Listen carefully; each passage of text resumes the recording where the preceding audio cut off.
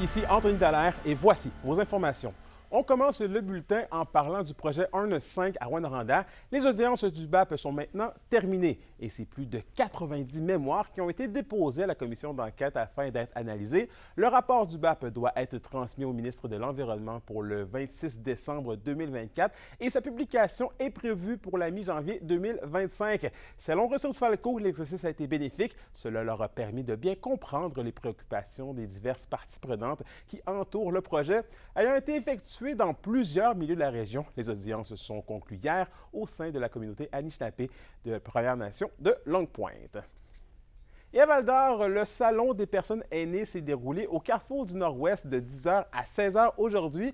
L'activité s'est tenue dans le cadre de la 6e semaine des personnes aînées à Val-d'Or du 1er au 7 octobre, chapeautée par l'AQDR. Un reportage de Félix Blaquer.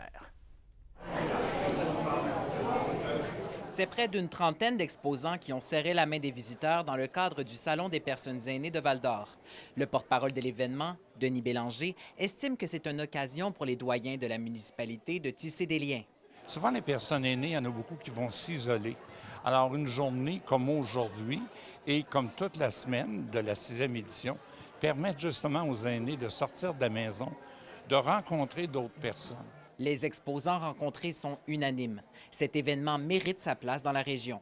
Bonne occasion de rejoindre les gens par d'autres canaux que les canaux virtuels ou la publicité.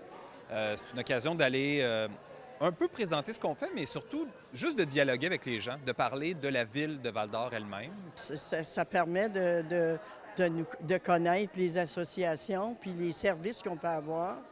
Puis les personnes âgées, bien, on dit jeunes de cœur, mais c'est quand même aussi très important. C'est nos racines, les personnes aînées, c'est eux qui nous ont mis au monde, hein, dans le fond. Puis ils ont besoin, on a de plus en plus de personnes aînées, donc il faut en prendre soin. Si on n'en prend pas soin, ils sont laissés à eux-mêmes, hein? Bon nombre de yogis ont participé à une activité de yoga sur chaise en matinée animée par Carole Marquis. Celle-ci souhaite d'ailleurs que davantage soit fait pour amener les personnes aînées à bouger. De leur donner des petits trucs, comme tantôt on parlait, bien, vous êtes assis devant la télé. Est-ce que je peux bouger mes poignets? Est-ce que des fois je peux tourner ma tête? Est-ce que je peux me lever un petit peu? Là, on a fait aujourd'hui les Pawan Muktasana, qui sont des exercices de mouvement pour les articulations.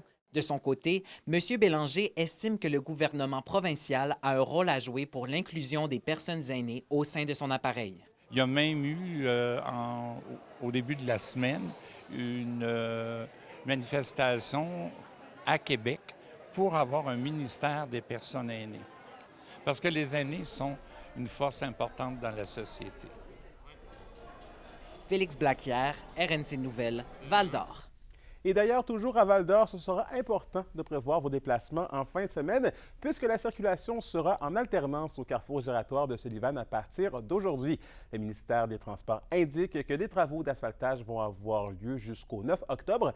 Des signalants routiers seront sur place et des barrières de contrôle vont être installées entre 9h et 15h dans chaque direction sur les routes 111 et 117. Dans la communauté de Kitsakik maintenant, le chef Régis Pénochoué lance un appel au calme alors que depuis plusieurs mois, la tension est palpable sur le territoire. Dans un communiqué, il appelle les membres à faire preuve de retenue et à privilégier le dialogue et la recherche de solutions, tout en rappelant que les violences physiques et verbales sont inacceptables. Le Conseil s'attend d'ailleurs à recevoir prochainement les conclusions de l'enquête administrative portant sur les agissements d'employés à l'endroit du Conseil. Et au culturel, c'est ce soir que Blues au cabaret de la dernière chance à Rouyn-Noranda. Le groupe Mitch and the Blues Bastards de Montréal est en spectacle ce soir pour jouer des classiques revisités. Le tout commence à 21h et les billets sont au coût de 15 $ à la porte.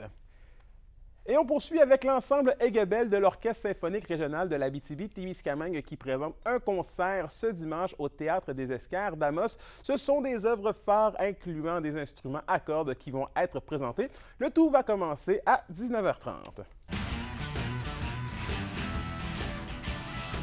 Et au sport, les Huskies de Rouyn-Noranda disputent ce soir leur premier match à la maison. Ils inaugurent leur domicile fraîchement rénové à 19h en accueillant les Olympiques de Gatineau. Après 2 semaines sur la route pour débuter l'année, l'ensemble de l'équipe et le personnel entraîneur avaient très hâte de jouer à la maison. C'était d'ailleurs un voyage de 4 matchs en demi-teinte où les Huskies ont récolté 4 points sur une possibilité de 8. L'entraîneur Steve Hartley a confié que c'est l'intensité qui a été mise de l'avant cette semaine dans les entraînements. Assurément un aspect du jeu qui fera la différence cette année, selon lui. On peut l'écouter. Je pense qu'on a un beau mélange de jeunes et de vieux. Puis je trouve que ça s'arrime très bien ensemble. Puis comme j'ai dit, c'est juste de continuer à élever les standards, de mettre ça la barre encore plus haute, puis de ne pas être satisfait de rien. Puis je trouve que les vieux font un bon travail de montrer l'exemple, puis nos jeunes m'ont démontré des belles choses jusqu'à présent.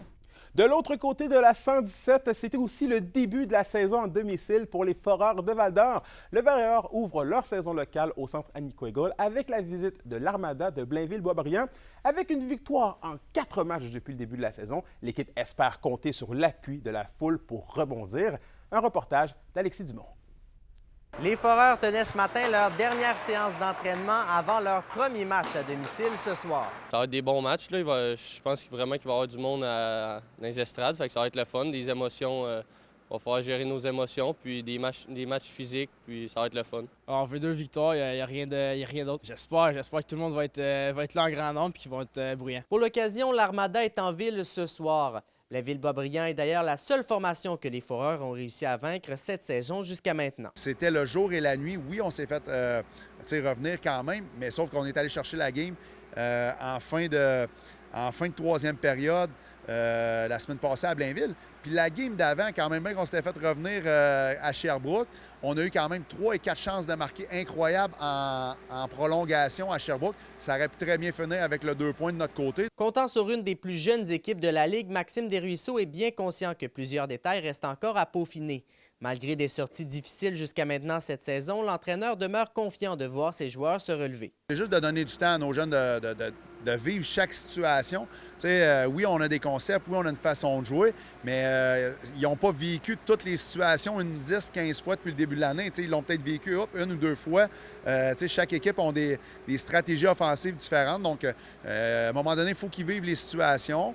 Puis à force de vivre ces situations-là, il faut leur donner l'opportunité, il faut être patient avec eux, leur donner l'opportunité de vivre ces situations-là. Puis je pense qu'à force de le voir, à force de le vivre, ils vont réagir de meilleure façon. Même son de cloche du côté des joueurs, alors que le moral est toujours bien haut. Je trouve qu'on a un beau groupe, c'est sûr qu'on est jeune, fait qu'on a encore beaucoup de choses à apprendre, mais je suis confiant pour le reste de la saison. Je pense que dans tous les matchs, on a été là au moins un bout, fait que c'est de jouer ces détails 60 minutes, fait que en fin de semaine, ce qu'on aurait à faire, c'est de jouer 60 minutes x 2. Les Foreurs amorcent ce soir une séquence de 5 matchs à domicile. Après l'Armada ce soir, ils recevront demain après-midi les Olympiques de Gatineau au centre Agnico-Eagle. Alexis Dumont, RNC Nouvelles, Val-d'Or. Vous avez une nouvelle importante à nous communiquer? Pour nous joindre, nouvelle au pluriel rncmedia.ca, par téléphone 1-866-463-4636. Notre site web nouveauabitibi.ca.